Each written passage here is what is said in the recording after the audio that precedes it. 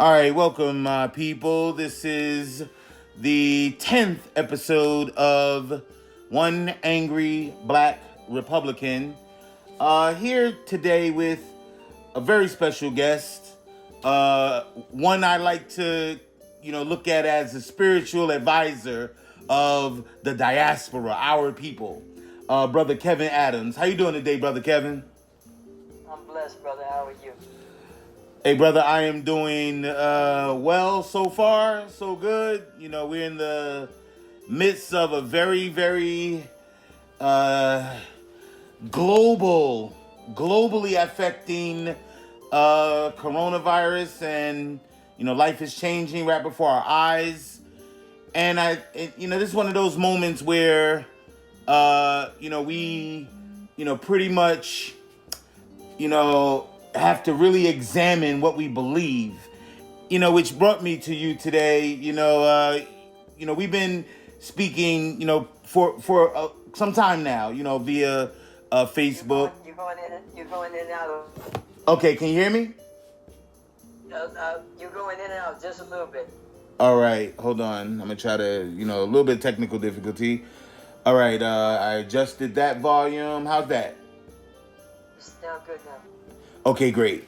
So let's get started. Now, my first question, opening up, we had a very interesting conversation where we talked about, Christianity and how so many people even Christians practicing don't really have a real understanding of this, religion. I want you to tell us a little bit about who you are. Tell us a little bit about your background and how your life story led you to this perspective you have on, Christianity. Can we start there? Okay. Great. Take your time, brother. No problem. Okay. Born and raised in Newark, New Jersey. My two parents, my father, Andrew Adams, my mother, Inez Adams, married once they were for 40 years, actually. Got married as we were young, 17 years old. Grew up on 14th Street in Newark. My grandmother, at the time I was growing up, owned an apartment building, a 4-floor apartment building right next to United Parcel on South 14th Street.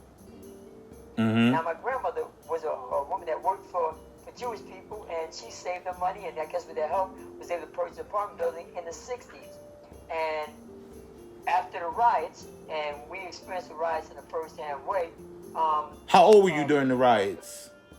I was 7 years old. Let me see, how was I during the riots? 67. I'm born in 57. I was 10 years old. And so we had a liquor store right across the street. Mm-hmm. And, during the riots, some of the young guys had broken into the liquor store.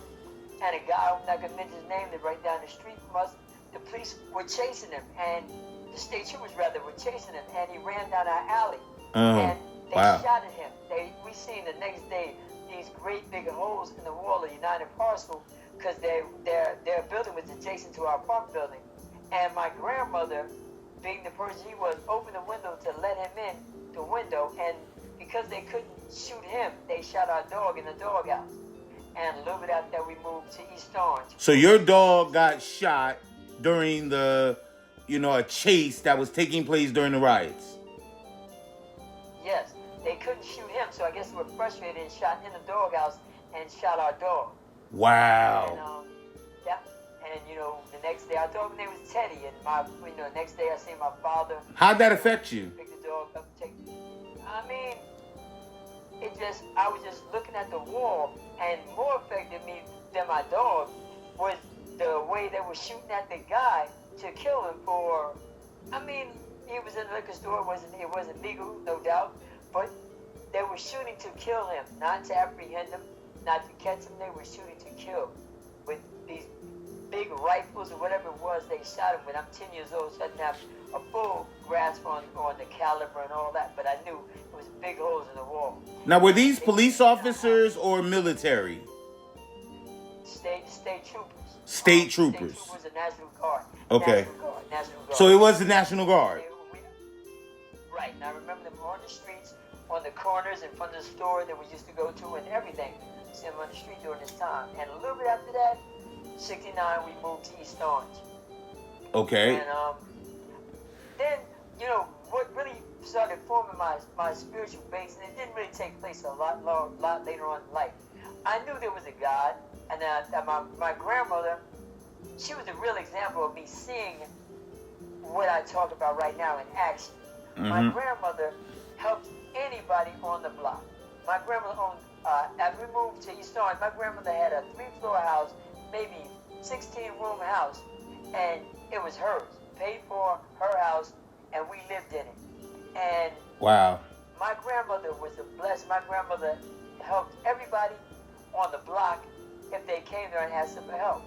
And we didn't understand at the time. We could see different people getting their mail, and my grandmother, talking to them and ministering to them. We like, Grandma, why are you doing this? She said, listen, you can't outgive God. What I have is from God, and can't nobody take it away, and can't nobody take more of the blessing than God is going to give me. Wow. I see my mother very, very friendly to anybody. My mother would speak to drug addicts, dope fiends, anybody, and talk to them about, listen, you can change your life, that your life can be better. All these things I saw when I was young.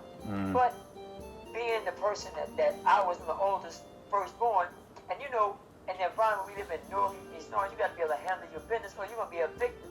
So in order not to be a victim, I started getting my street swag up. And so I was one of the guys, school was not a problem for me. I loved school. I was good at school, top part of my class. But I was boxing, playing basketball, best dancer. I liked to dress. And my father was telling me to come in the house at 12 o'clock. I'm like, nah, I'm not going to be able to do that. I love you, Dad. Wow. Rebellious against Dad. Yeah. I know that's a sin. Now there's like the sin of witchcraft. But at the time, my street swag was more important than whether I could take a whooping from my father. And my father would meet me at the door. My father was not a pushover. He was a good parent. Worked every day, took care of business, didn't drink, took care of my mom, and it ended up being 5 of us. I was the oldest, but I was like, I'm like, nah, Dad, I don't care if you beat me every weekend. I'm not coming in at 12 o'clock. So my father, I seen he was getting frustrated and angry at me. And I said, Dad, I love you, and I love you and Mom, but I'm not going to listen. So I know it can't be 2 bosses in this house, so I'm going to leave. And my grandmother, my father and mother, we had another apartment down the other end of Grove Street in East Orange. So I moved back to my grandmother's house in Grove Street. I had my own room and finished high school. And I had a best friend I moved to. I had an apartment in Newark. I moved to Newark. And that's when my drama started. Truth be told, my father was still a real good influence. He said, listen, the street game that you're trying to get into is set up as a trap. It's made to trap you. To, the things that glitter, the things that go is made to trap you, to entice you to stop doing the things you need to do to make your life better and to take a shortcut. There are no shortcuts. And because I was popular with the girls, my father said, excuse the expression, please, don't let your penis make a slave out you. And at the time, I didn't focus on what he's saying, but he was saying that, yeah, playboy. He said, all this running around, you think you're on top of the game, whatever make you laugh is going to make you cry. And he said that to you. Cut to years. Yes, my father was like, I could talk to my grandmother, father, and mother, direct. Because I was that kind of kid. I asked questions, I didn't just take answers. But my mother, father, and grandmother was straight up direct. What was it about the streets that pulled you so so strongly that you would challenge your dad? Well, the first thing is listen, you don't go to school with your father. You go to school by yourself. Yes. And me being the oldest or me being a male child, you're going to get tested. Back in the day, it was all with hands pretty much, but if you couldn't fight or wouldn't fight, you would get your lunch money taken every day. I'm not that dude. I'm not giving nobody taking nothing from me without a fight. Right. So I wasn't no big dude, a skinny dude, me and my brother both, but we both had mad heart and we didn't care about fighting. So we both learned to box pretty much early. Okay. And and by getting into that type of life and the clothes and the swag and the attention that bring, pretty soon you in it. The one that attracted you, like I said, I'm best dancer. I can box. I can hold my own. I can play basketball. I dress nice. I didn't have to chase any women. They were coming to me. You was hot. You was a hot boy, and that was alluring. get you. And, before you know it, you in it. And, Yeah. you still live in North. You can't, where else you going to go? Once you pick up that persona, you ain't going to put it down until something forces you to. You don't know what's coming. All you know is what it is right now and how your life is. So you kind of dwell on that for a minute, which in effect, I know it's stunning my growth. I had an opportunity to go into the Air Force. I went to Essex County College. I was great in my class singing. Sharp James had mentioned me at that time and told me go into the Air Force. I got accepted in the Air Force, high security clearance. I scored a 98 on all my tests, and I was ready to go. But I was still selling drugs, and I got locked up in 1986 or so. I got locked up, and that killed the Air Force. What kind of time did you do? Well, that time I was, and they would tell me like, who's working with you? And I was telling nobody. I was going to New York by myself and copping for myself and coming back and selling. But they still want a name, so I gave crazy names. Said, what's the name on such street in Harlem? And he said, oh, you're a smart guy. I said, okay, we're going to pay you 12 years. And I was scared to death. I went to court with my mom, and I have my little bag, and I'm thinking I'm going. And they said probation, and brother, I let out the biggest exclamation mark possible, because I was scared. I was like, I was young. I wasn't thinking about going to prison. Absolutely. But, so you weren't aware of what you were doing. Oh, not all the ramifications of what I was doing. What looks sweet to you, sometimes we go into it too. Sin is a thing that pulls you further than you plan to go. Point blank. Sin is something that pulls you in further than you plan to go. It's not your real personality.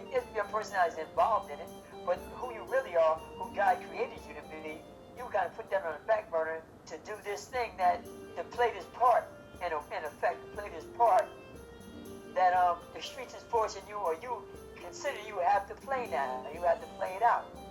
Yeah. I can't be a punk. I can't go backwards. I got to hold my own. I'm this person. You got this name, and you got to uphold what you started. Yes. So it is like a trap. So I went on further, and I ended up going to prison at 32 years old. I wasn't going in and out of jail, but I went to prison at 32. Okay. And, and I went to Rawway at 32. How long did you spend in Rawway? I was there for about a year. They had an intense supervision program, which I got out under early. And while I was there, I played basketball, and people knew me already from the street. I didn't have any drama or none of that sexual drama, none of that kind of junk, man. I was the same dope I was in the street. In there, whatever it's gonna be. I went in with a little bit of, you don't know what you're gonna face, but in terms of me being scared or being taken advantage of, now it's just like whatever it's gonna be, it's gonna be. If we got a reason to die, it's a reason to die. So whatever it is, it is. Who were some of the big drug dealers back then? Popular that you kind of like, came across. Well, I guess I can say some of the names now. Because they're out of prison. Akbar Prey. So you knew Akbar Prey. Yeah. Swab. Johnny Swan. It was Tariq. Joe the Boss. It was a few people out there. All right. And I was out there doing my thing also. And you can't be out there playing. You know that selling drugs is the toughest game in the world in the street. Yeah. Because you gotta deal with the stick-up kids, the police, your own people, jealousy, all that, man. But somehow God guided me through my prayers with my mother, the prayers of my mother and father, and my prayers of my grandmother, and especially because my grandmother had some sort of vision thing. Because one time I was coming to the projects and somebody tried to rob me. And I said, man, I'm not getting robbed. I'm not giving you nothing. So I fought the guy with the gun. And I fought him. Everybody else ran and left me. But I didn't get shot. I got home. My grandma said somebody tried to kill you a little while ago. And I looked at her like she was crazy. How'd she know that? She said, you stand out. Listen, brother, God gives people vision. My grandmother said to me, there's no light. My grandmother said, someone tried to kill you, didn't they? And I just looked at her. And she said, you want to stay in the house with me for the next 3 days. And I stayed in the house with my grandmother for the next 3 days. Wow. But, like I said, you got a lot of warnings along the way that God is real, a lot of warnings in your life, because there's many people in my life that I grew up with that aren't here now. Many of them died while we were still young. and I'm 63 now, and God allowed me to go through.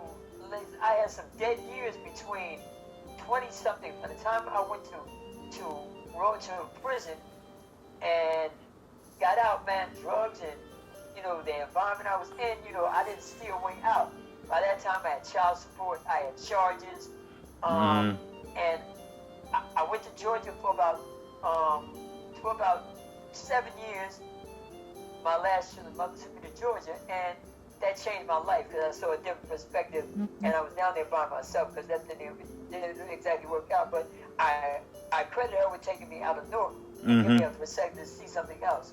And so I got a spiritual base down there that I had partially acknowledged up here, but I wasn't really in it. Then I had no choice. I was down there by myself. I got into God, but that's still along the way down there. I started getting high. I was doing the crack thing. I started getting high, and I came back to Newark in '99, and I said, Lord, my life, how did it get like this? And this is one of the first miracles God started showing me. I was in the basement looking for something to get high, and I'm now 42 years old. I'm on my mother's couch. I'm like, man, I'm about to be a bum. And I went downstairs and I found a note my mother had wrote from 1987 when I went to prison. She said, my son is blessed, intelligent, and so smart. Why can't he get it right? I went upstairs and told my mom, I'm done. That broke me. I cried, and I was like totally broken. And my mother had been praying for me all this time. And throughout all the different situations I've been in, I could have been dead through AIDS, through guns, through anything, all the things that I went through, that nothing happened to me. I came out of unscathed. Amen. Beat up, never been shot, never been stabbed. God brought me through all of that. And so I was walking from the store and past Wendy's on Central Avenue, and a lady said, "Come here, baby." And I walked over to her, and she grabbed my hand and started praying in tongues. And I was like, "Let me go." I didn't know what that was. She dropped the food. She said, "Baby, the Lord has been preserving your life. You're going to either serve God or you're going to serve the devil. Wow. You're going to have mad followers." Wow. So either one, you're going to have mad followers. And, brother, I went to prison the next day. As soon as I got through the door, a brother met me at the door. He said, "Bro, you come to church with me. You know, I'm inviting you to come to church." And I'm like, "What?" Now, this lady told me that God speaks to people, God preserves people, and she spoke to me. She didn't know me. I'd never seen the lady. She grabbed me and told me that. And I got to prison. Her brother met me at the door, and he said, you need to go to church." And I'm like, man, when I was in Broadway, I went to church. Most of my friends were Muslim. No problem, no beef. We still was cool. We didn't have any drama or nothing like that. But I went to church, and so when I got out, and like I said, my last mother took me to Georgia, and I found God down there. I found a real situation where God really answers your prayers. I did not know anyone down there. I met a lady, and I worked in 2 jobs then, and she said, "I don't need anybody to take care of my house. I don't need anybody to pay for my house full price. Just somebody to take care of it." I had a 2-bedroom, screened-in corner lot house with a backyard for $75 a month. Wow. And for real, bro, I had no relatives down there. I met this lady. I just saw I was really I was singing and preaching, and and man, I just recognized that this thing is real. But I still ended up getting covered in drugs, come back to New Jersey, and I said, man, I can't live here no more. I can't do it.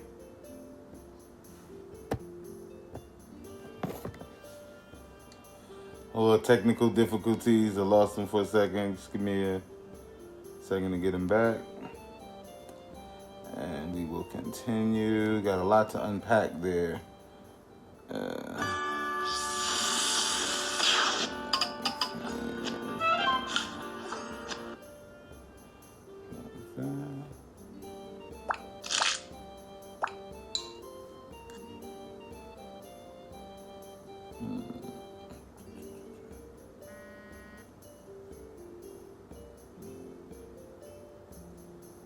Brother Kevin, you back? All right, hold on. Give me 1 second. Let me get this volume back up. Okay. Can you hear me? Yeah, I can hear you. All right, perfect. Now go ahead, continue. Okay, so come back to Newark, and recognizing, like, you know, that I don't want to be bummed. I thought I had too many skills. I had more than I had when I was younger than I had. I'm 42 years old. Like, oh Lord.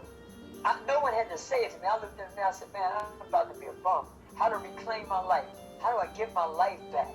How do I, you know, get rid of these drug charges? How do I, you know, get a wife? And, you know, I was popular when you were young. Now I'm 42. I'm not a heartthrob anymore. I'm not that guy from 20 years ago. Yeah. And, you know, what would I have to bring to the table? How can I get a woman that equals the dreams I have? How do I get a house and anything I don't have? You know, I got a job, but they're taking all my money and garnishing. I'm like, man, all things my father said came true. So I was like, Lord, I opened the Bible, and it said, Matthew 6:33, seek ye first the kingdom of God and his righteousness, and all these things will be added unto you.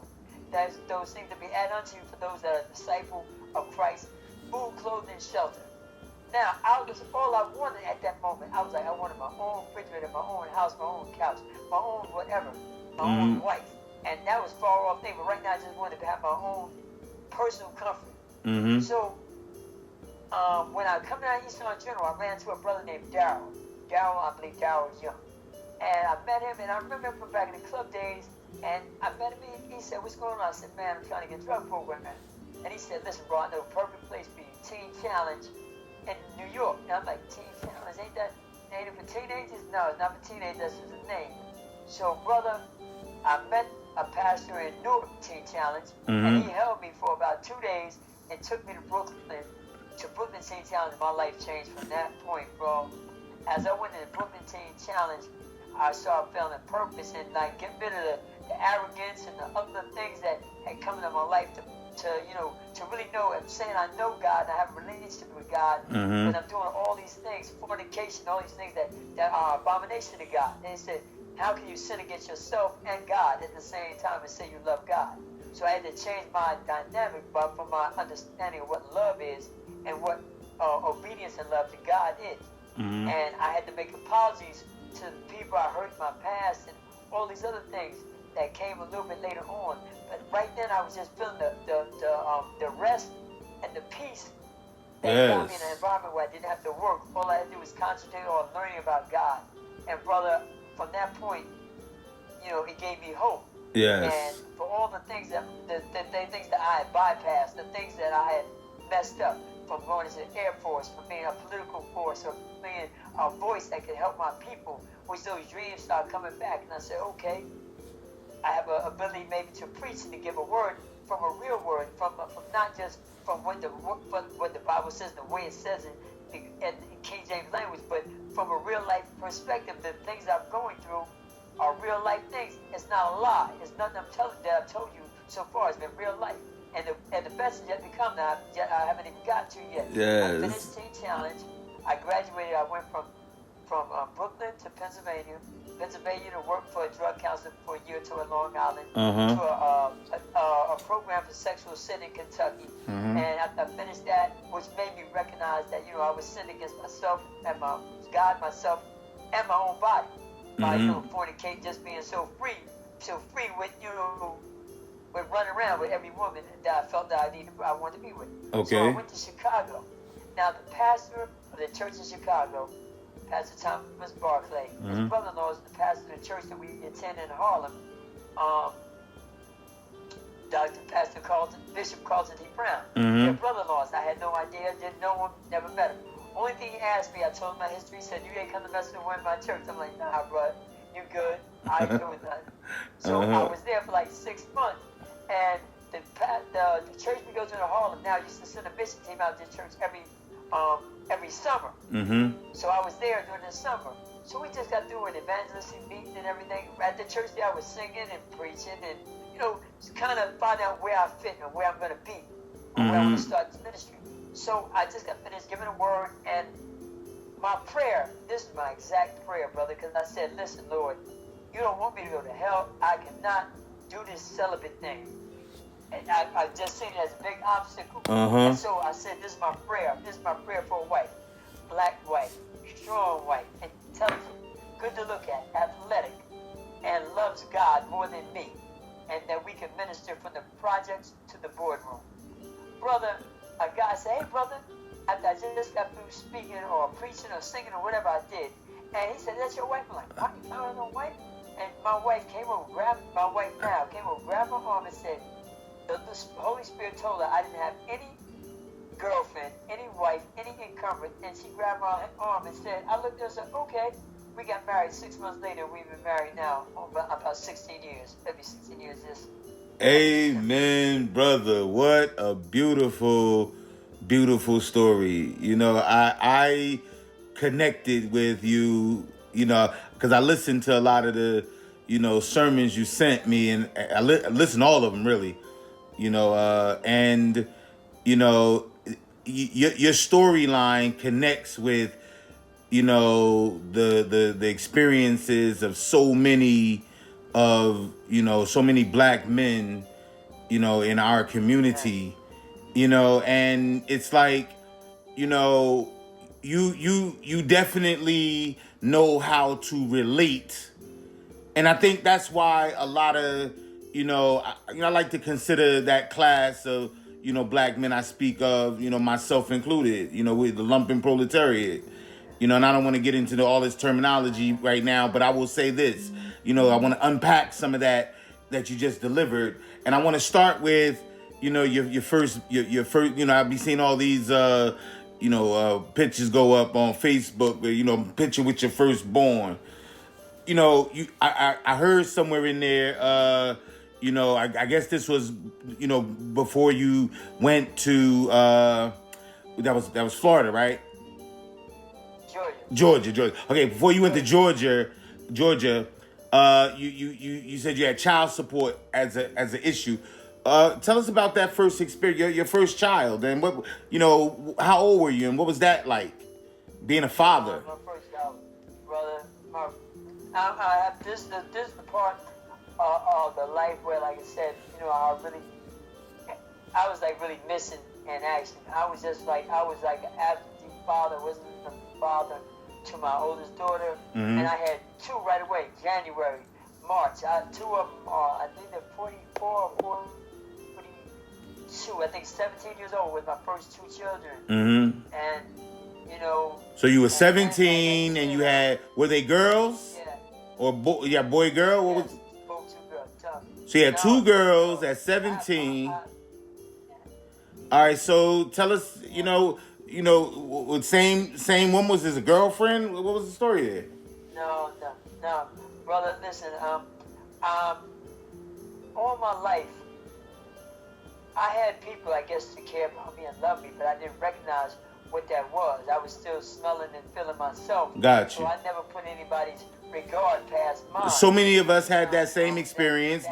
That's why we could connect with you, because so many of us have shared that same experience. You know, we womanize early. We get caught up in the lifestyle. We don't even realize, you know, what kind of pressures have been taking place leading up to that, you know, reality. And so many people, Malcolm, he wanted a beautiful example. You know, he used to always say, listen, you know, yes, I was a criminal. You know, he embraced it. Yes, I was a criminal. I womanized. I had women over here. I was just but half you are still criminals. Like, the brother knew how to, you know, embody that spirit of, you know, we are all created equal. Our experiences build our character. You know, and it doesn't matter the experiences, you know, as long as we learn from them and move forward. So, you know, with that being said, share with us, this is that moment, you know, what was that, you know, what was that like being a father, you know, or not, how did that affect you? Well, no, at the time, like I said, I was so arrogant and full of myself that, you know, I didn't consider the other feelings. I didn't consider the woman's feelings raising a daughter, raising a child by themselves and without my input.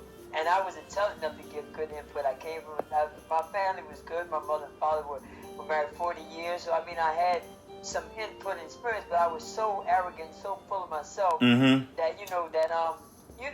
what it really comes down to, as before we recognize we're in a spiritual battle for our lives. From the time we're born, we're in a spiritual battle.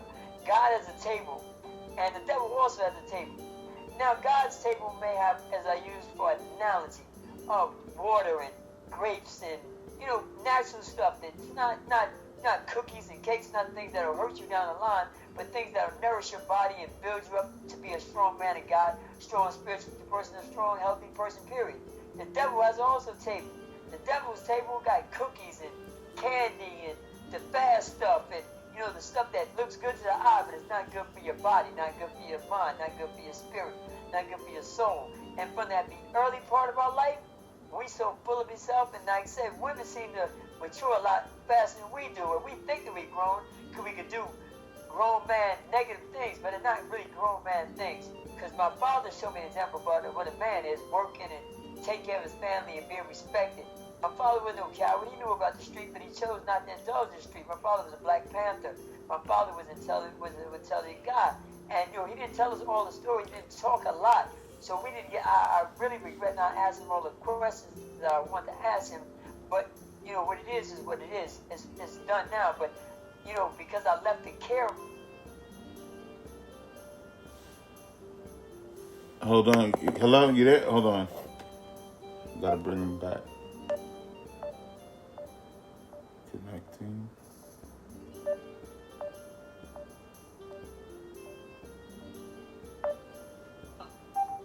Brother. Yeah, brother. Yeah. All right, great. So go ahead. What part did I leave off where you can hear me? Okay, so yeah, you were discussing, your, two tables. The two tables. Yes. Yeah, so Satan got his table too. And most time we eat from the fruit of Satan's table, which brings us decay and rot and drama later on in our life.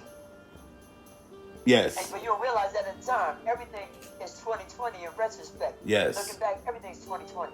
But the miracle of it is I lived through it. The miracle of it is that, I kept my mind, I kept my zeal, I kept my spirit. It was placed in the wrong thing, wrong direction. But that's another factor that those guys that sold drugs and created street empires and all that. If that thing is channeled in the right direction, we could have all been like, man, if I had all the money that I had, and the brothers I know, if they had the money they have, but no story ends well. None drug stories don't end well. They make movies about people that fail. They make movies about people that go to prison. They make movies about people that die. They'll make pictures about that. If you're successful in the drug game, you make the transition. I'm sure there are some, very few, but you won't hear a movie about those. But the movies that are projected are the movies that lead us right back to the same thing we're trying to escape from now that we know better. So the experiences I had are really regretful. I hurt a lot of people inadvertently because I really didn't know. I was just so full of myself. I didn't think and then consider other person's feelings. I was arrogant and selfish for a long time. Were the children among that list when you came back and you said you had to apologize? Did you get that chance to apologize to them? And how's the relationship now? With my oldest, we're still a little strained. I don't know whether she's forgiven me or maybe not. But I still text her. I see her on Instagram. I tell her I love her, and she has a family. She's doing well. Okay. So I mean, I have to. So basically, you keep yourself available to her, but she hasn't yet figured out how she wants to move forward yet. If she does, or if she doesn't, I can't blame her. If she doesn't, I can't be upset with her. If she doesn't, I still love her. I still pray for her and my grandchildren. But I have like a daughter, Shaquan, Nakia, Kevin, Tiffany, and Hilkira. Those are the ones after the oldest. Okay. I don't know. My oldest daughter's name is Shavana. I pray she forgives me if I use her name in this interview. But I mean, what it is is what it is. She has a right to not to, and I can't be mad at her. But I love all of them, and I've been blessed to have a relationship with everyone else in a personal way. I can call them, we talk, they come, we laugh, we had dinner together. All the other ones I've had some of the relationship with. My youngest, we just got reconnected. My wife knew that she was my daughter, and she brought her up here from Georgia. Yeah. About 5 years ago, and I was like, wow, my wife is awesome. But like I said, after Amen. we got married, Amen. And we, for the day we got married, and I came back to New York. My wife was still here in New York. I was in Chicago for them 6 months, but we prayed and talked on the phone, and I called the daughters and said, listen, I love your mom. I'm going to marry your mom. I'm a cool guy. I'm not a violent guy. I'm not going to worry about your mom getting hurt by me. I'm going to love her the best I know how, and y'all going to like me. I'm a cool guy, trust me. And they laughed, and I said, what's wrong with this guy?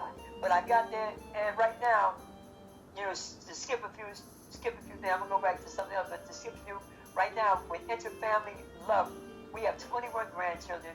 Wow. Both of us, 8 kids, and we don't have any interfamily drama.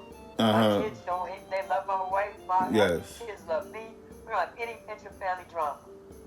Amen. That's all these are blessings from God, man. Yes. Because we live like we talk. We took care of a church for the first 7 years of our marriage. And this is how that worked out. My wife was staying in the house with the pastor. I came in when I met the pastor. I told her my truth. I said, this is where I'm from. This is what I did. This is where I come from. This is what I'm going to do.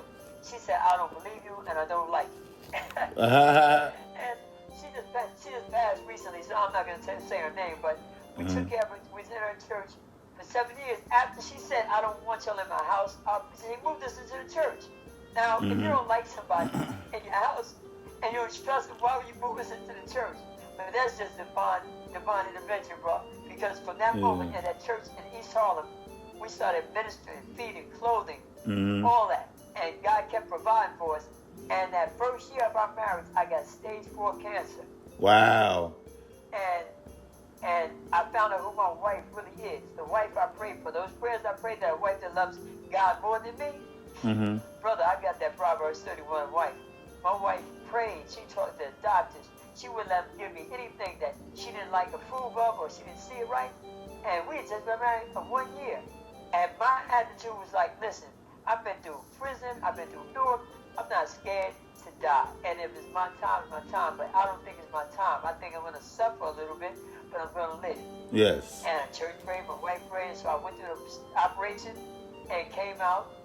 I couldn't, for a man, the first year or 2 years of operation, my taste buds was lost. I kind of went back to a relapse with drugs because I wasn't used to the pain. And the pain was horrible. And I couldn't eat. I couldn't taste my food. I was real terror for my wife. Trying to feed me and trying to keep me alive, but she didn't leave me.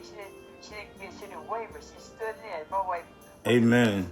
And everything that I would sing to, everything came back, brother. Everything came back.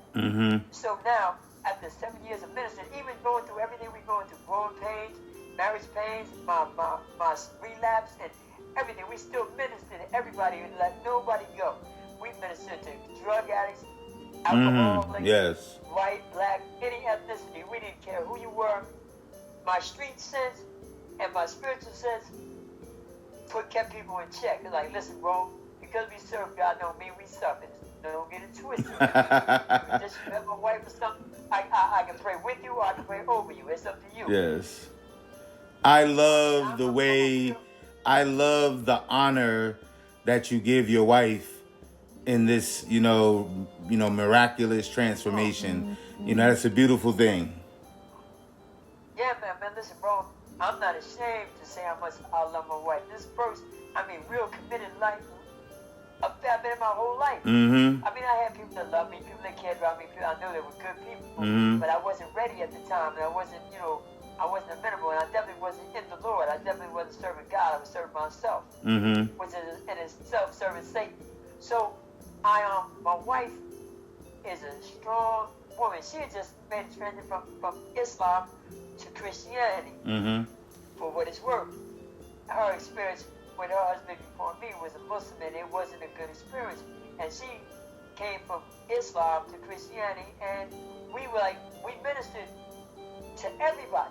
We've been fed and clothed people on 9th Avenue and 41st Street, right across from Port Authority. Okay. In the middle of winter for like 5 years, feeding people, clothing people. And man, it was just awesome, bro. The way God, can turn life around and twist it and bless you. Yes. So now, we've been in church 7 years. The lady finally decided, she thought we were taking her mantle. The people were coming in and asking for the other pastor, the young pastor and his wife. And we never present ourselves as pastors. Our heart is more missionary than evangelist. Yes. So we had a little falling out. She told us she wanted to go. We said, fine, no problem. So my second youngest daughter, her mother died, and they lived in the projects and in Chelsea. Okay, sorry to hear that. So we moved down there. Mm-hmm. My wife couldn't stand. Oh, my wife hated it down there. I never lived in the projects, even though I lived in Newark. I hung out in the projects. I hung in the projects. In the projects, but I didn't live in the projects. So on a day-to-day basis, brother, we didn't have any drama. I still, at the age I was, still playing basketball, and I could still play. So I had respect for the young kids. They knew there's something about my swagger, something about the way we talked, the way we held ourselves. We still served God, but we didn't look like we were scared to be where we were, and we weren't. And nobody disrespected my wife. When the drug dealers would sell drugs, they'd be coming in the hallway, they would stop, let us through, and go about their business. Nobody disrespected my wife. Nobody disrespected my daughter. For the whole time we were there, for the 3 years we were there. Amen. And my daughter went to church one day. Mm-hmm. My daughter Tiffany went to church one day. This day we didn't go to church.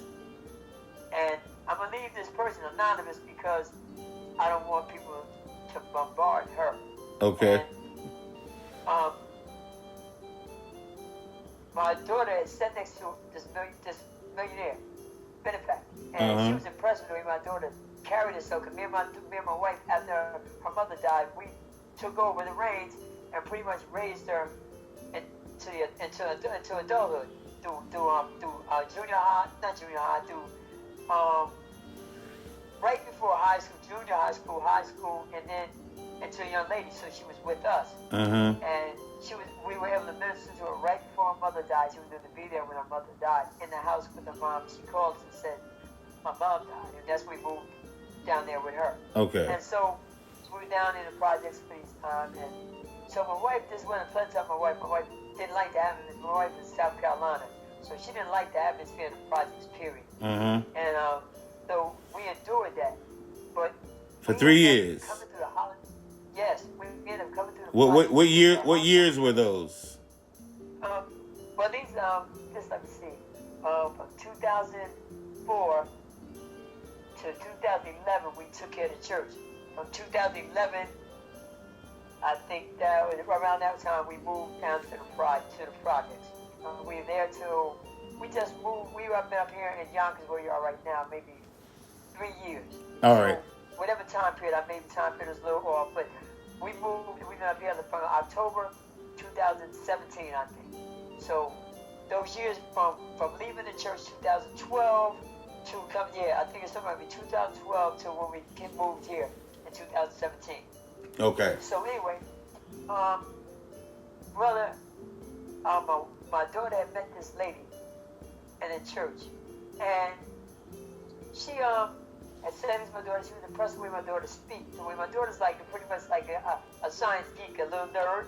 She didn't quite fit in with here, but she was like, now as a success story right now, and there's so much I can share with you. So many miracles that happen in my life for real. Amen. And so, she was impressed, and she met us. And she said she was going to bless us to take us out of this project. I didn't pay that much mind, I'm just, whatever. When I see it, I believe it. Before that, brother, we had met with her and talked with her, and I was coming through Midtown. I ran to a lady. She was drawing the ink drawings, the charcoal drawings. She said, "Can I take your picture?" I said, "Sure." So I stopped. She drew a picture of me with a glass of liquor and a bag of money. Wow. I'm like, I don't drink. She said, "Don't worry about it. You're gonna have a bag of money before this year is out." I'm like, whatever. So we come coming from this one Christmas, coming from Newark. We had seen all our grandchildren and coming back from Newark and coming to the Holland Tunnel, and it was a pocketbook. Right? So all the kids live in Newark. No, not everybody. No. Just my kids that were in Newark. I got my youngest one lives in Georgia. How many of the grandkids in Newark? My children live over here in New York. All right. Yeah. We just my family, my brothers, my family, Adams. There's a bunch of us, and our family's big. Yeah. If you see it on Facebook, it say the Empire. The Adams Empire. Yeah. All right. And so, I was coming from Newark, and I see this pocketbook. I said, Tammy, it's money in that pocketbook. Now, 17 cars passed this pocketbook. Nobody opened the door to pick it up. I picked the pocketbook up, looked inside. It was over $10,000. Credit cards, everything in his pocketbook. Wow. And I got excited. I'm like, oh, I'm getting ready to pay my car off. My wife said, no, you're not. She took the pocketbook and said, we're going to find the owner and give it back. I'm like, you're right. I didn't argue with her. My initial reaction was like, So your initial reaction was the lowest. So we got come up, but the wife she set the standard. No, my wife said, no, we're not. Yes. And I didn't argue. I said, amen. Yes. We found the people, we returned the pocketbook to them, and they gave us $1,000, and we testified in our church about what we had done, what he had done. And some were like, oh man, that's a great thing to do, the right thing to do. Others were like, y'all must be stupid. Y'all gave that money back. We said, nah, God has always been blessed more than if that. We sent a phone number in there. We found a person. We the cracked phone we couldn't be used, but we ended up persevering and found out who it was. And they were surprised that we gave the money back. Wow, now that is a miracle, brother. Yes, a bigger blessing was coming. So the lady that we met, that we talked about, that my wife that introduced us to us, brother, 3 years later, my wife talked to her, and brother, we got a condo in Yonkers. Wow. $10,000 worth that we did not have the money to buy. I still don't have the money to buy. I don't have no crazy money in the bank, nothing like that right now. Amen. Beautiful place up here. Amen. This is after me surviving stage 4 cancer. Amen. Still ministering. I can see. Hey, listen, I see the blessing. Yes. You cannot outgive God. God has showed me too much for me to turn my back on Him. So now my heart is for those disenfranchised, just like me, misguided. Sometimes just need some guidance, need some understanding, need some wisdom to negotiate the life that we're forced to live in. We're forced into some situations in this America. Black men, black women, we're forced into some situations that are designated for us to fail, designated for us to go a certain way, designated for us to be to enter the prison industrial complex, to be slaves again, mental slaves and physical slaves. So, well, brother, I definitely want to put. Can I just interject really quickly? Yes. I would love to do a follow up. I want to put this out while it's on my head. In my head, that's how I operate. I got to spit it out. But I want to do a follow up interview after this one. We still got some time. Look, I got a few more questions. I want to talk a little. I want to get more into this spiritual clash we talked about earlier. But I want to do a follow up interview with you and your wife. Is that possible? Amen. Okay. Because I really would like, the world to hear, I mean, the woman you're describing, sounds like the kind of pillars that have been, holding our communities together, like those levees, and, in a country where, speaking to something you just mentioned, where the black man's levees are, tampered with to the point where, when Katrina happens, and we're kind of like in a Katrina now. We don't know, how many, black folk are even being tested. It's like, do you have to, be on your sick? We have to rely on the same people that try their best to marginalize and decriminalize us and murder us to ask for the cure. Now, what sense does that make? That they'll tell us the truth with all the sense, the spiritual sense, the intelligence that I've seen from the life, from the 60s till now. The 60s was the zenith of black life, I think, in America for that period of time, where we had Muslims, Christian, white people, even the Black Panthers, so many different diverse groups coming together for the positive. I was there, I saw it. And to digress after that, 70s, blaxploitation movies, not calling each other kings and queens, brother, sister, blood, all that, none of that was dead. It was done from 70s like heroin, blaxploitation movies, 80s crack epidemic, separated fathers, mothers, grandfathers. Everybody was in the street getting high or selling drugs to decimate our community. Then the aftermath in the 90s. Now we got gangster rap. We got people wanting the gangster mentality that feed into that. That's been propagated on us through a system that pushes that top. Now we're not in charge of anything we put out. We're not in charge of our music. We're not in charge of no content that we have. We have to go to someone else to put it out there for us, because they only put out what they want the masses to hear. And nothing is to grow us, to bless us, to keep us, to encourage us, to spiritually awaken us. None of that is put in. See, there's that Reverend Wright. Y'all can feel it coming. That's why we got to get this served. But, that kind of like is a beautiful segue into my next question. Okay? And, this will I'm going to give it, some pretext to the question. I've been teaching, I've had a very beautiful teaching career of about, 22 plus years.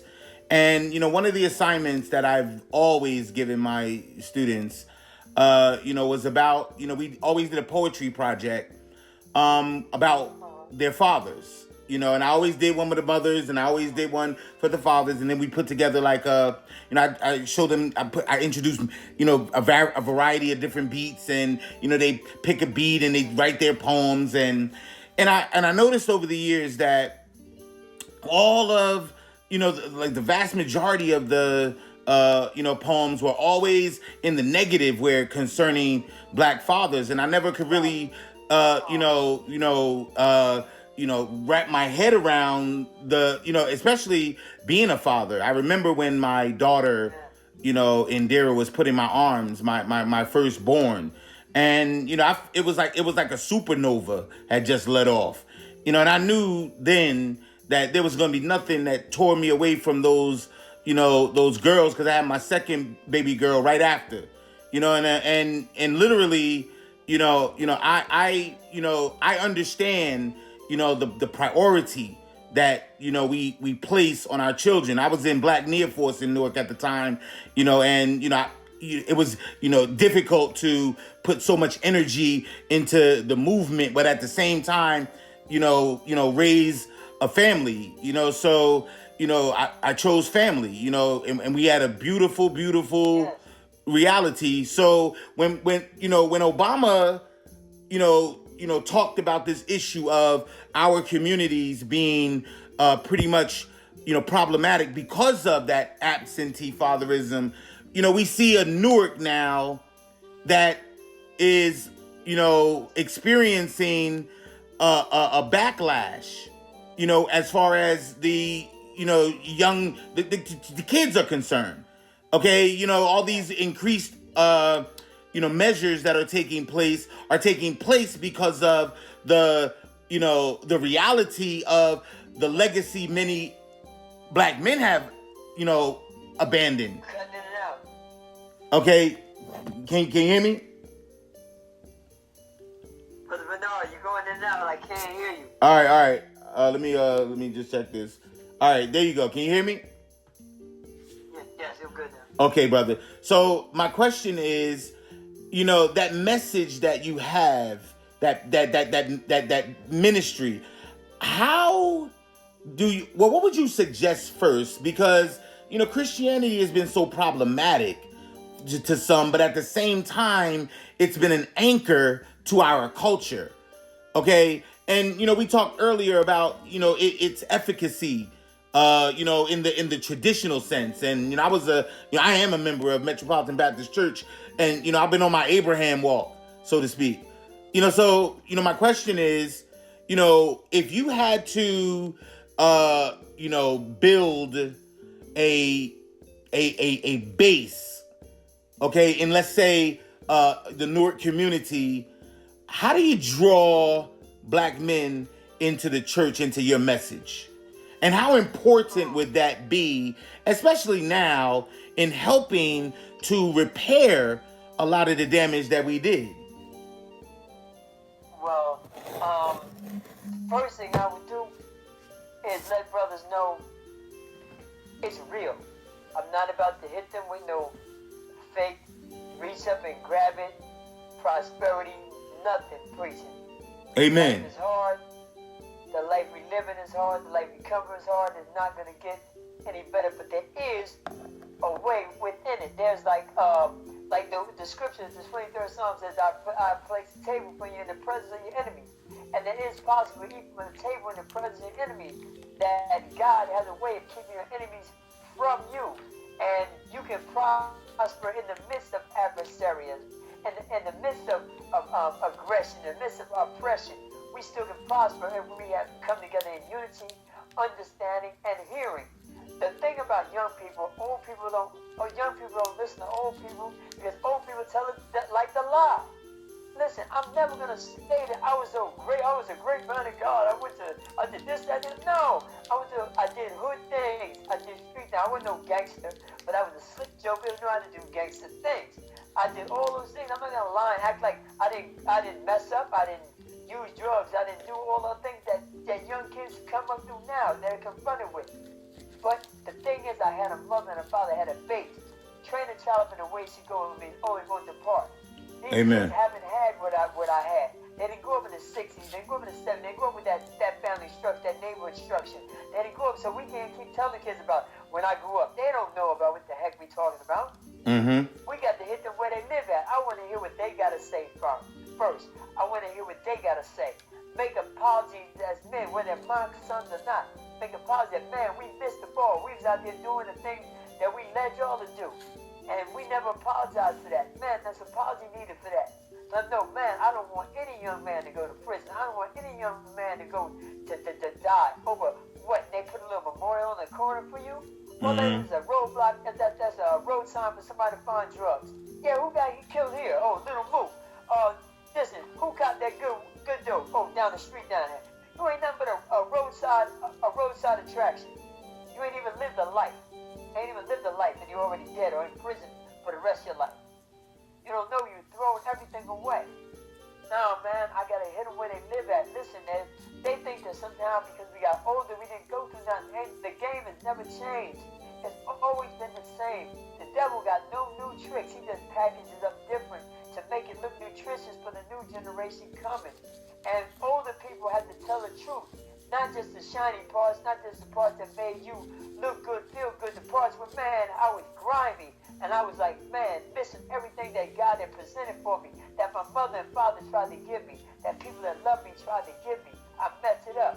But God's grace and mercy is way more than people. People can turn their back on you, but God is always there, always waiting for a testimony. And when you come back, He's going to accept you. No, all forgiven. It's all done. Whatever you used to do, He works on getting your life back if you decide that you want it back. So I don't got no pie in the sky, crazy. It take work. It's going to take work. To work to get messed up, it's going to take work to get better. Hey, brother, I so appreciate, you doing this. And, I'm going to follow up with a second interview because I really would like to hear the voice of that powerful, pillar who pretty much helped pull your life into relevance. Yes. Listen, brother, and I come from that school, with Huey. He said, everyone in the lumpen has value. Okay.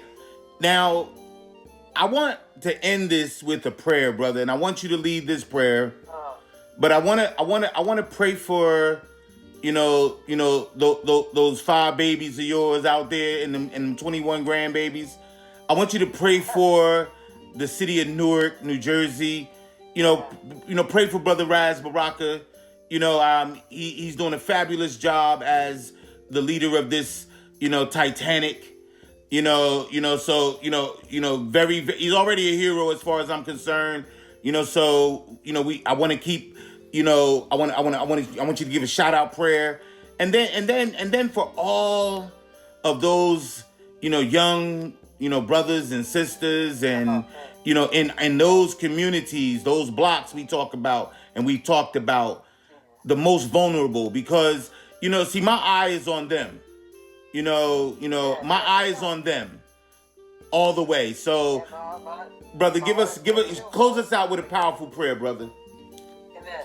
Hallelujah. Father, in the name of Jesus, name of Yeshua Christ. Father, we ask you right now to hear my supplication, hear my cry, hear my prayer. I thank God for my brother Bernard, Father, that blessed me, offered me to come on this format, Lord. I've been coming back and forth to Newark for a while, Lord, trying to get Christian and Muslim brothers together to go back to these young people and show them truth and let them know, let them make a choice about the way they want to worship. But they have to know that there is a God that looks high, that lives high, looks low. And Lord, he loves his people. He loves his people, Lord, but we don't know him. We call out to him in distress when things happen, when life-threatening situations come our way. Oh God, oh Jesus. But we don't have a relation with him. It's not about religion, it's about relationship. Lord, I pray right now for the city of Newark and its management, Mayor Ross Baraka, Father. I pray right now for him and his leadership, Lord. I pray that, Lord, that people don't know the depression and trauma that comes in with trying to lead especially a black city, Lord, essentially, that Lord has been through so much trauma and turmoil and theft and so much negative connotation along with it. Lord, I pray right now for a restoration of honor and pride and that people can look at Newark and say, that's not all the negative things they see, but there's positive and beautiful things in Newark. So many beautiful things come out of Newark, so many beautiful people. Father, I pray right now for the city of Newark, its youth, Father, the men and the women, Lord, who don't quite see their way, don't see a future, don't see a promise, and don't have anybody to lead them into that promise in a real way. Lord, I pray right now that, Lord, you keep them protected, Lord, that no other young person dies, Father, through random violence, through drugs, through whatever, Father. Let them, oh my God, let's have a format where they can come and speak their mind and let go of their fears. Father, just as I put up a post today about the family people in your house, right now, we have an opportunity to go back to the past, where we used to pray in a house, where the father, mother, children are there, and they can see each other, talk to each other, minister to each other, and most of all, like I said today, hug the hell out of each other. Oh Lord, if we could just get past the situation outside and dwell on God and dwell on the God that's in us, that God wants to freely give us, wants to freely bless us, to know there's a way above this drama and the trauma of this world we live in. Lord, I pray for the youth of Newark right now. I pray for the older men, Christian and Muslim, those of that know the streets, know both sides, would somehow find a way, a forum to come together, that younger people can ask this question. We can make apologies for the things that men did not do, for where we are missing in action, where we're in prison, where we're in drugs, where we're all the things we used to do that took us away from being fathers, great fathers, that we had the potential to be. Lord, you're a God of forgiveness. So Lord, if we ask for forgiveness, you're quick and merciful to give it to us. So Lord, I've asked you for the forgiveness, Lord, and I thank you, Lord, that you've done it. Lord, I pray for my children, my grandchildren, my daughters, my son that are in Newark right now. Two of my daughters, and my son and our grandchildren. Father, I pray for them. I pray for all my children in Georgia, Seattle.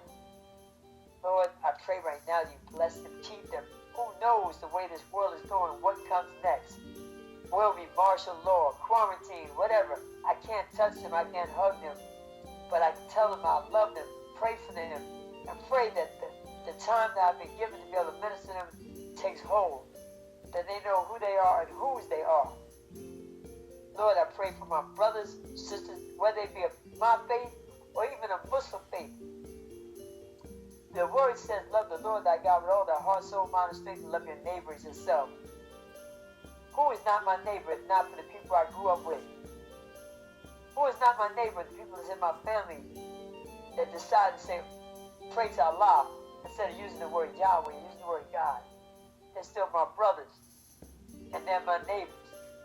So I love them, and I pray for that, Lord, that you will make a way for each person, each black family, each family in Newark, that they find a better way, that they would learn to listen and hear voices of wisdom, that we can preach, not just preach them, teach them, and most of all, get an opportunity to everyone who needs one to hug the hell out of them.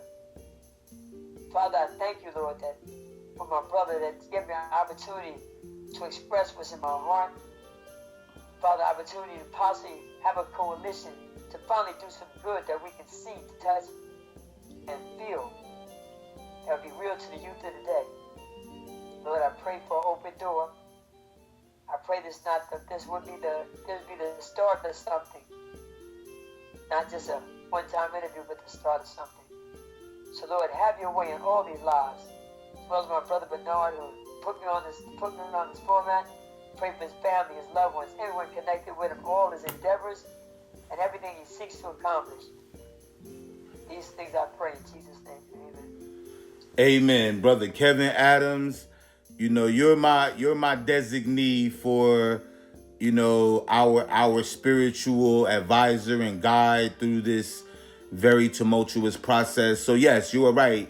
You know, this wasn't, you know, haphazard. Okay, this is, you know, plan. It's God's plan. So, I'm going to be reaching out on a daily basis, brother, to make sure we check on each other, pray together, and we're going to start a prayer warrior, virtual group, so that we can, begin to, uplift the spirit and in us, So I honor you, brother. Thank you so much. A powerful testimony, very, very needed right now, for the, what we're facing moving forward. So, brother, I will be reaching out, tomorrow. We'll set up that follow-up interview. We're going to get you and, that glorious Empress, and I know, the Empress in my life, I know she going to feel like, I'm taking her title. That, I talked with this woman at 13th Avenue School, and she was at the school when the school first opened up.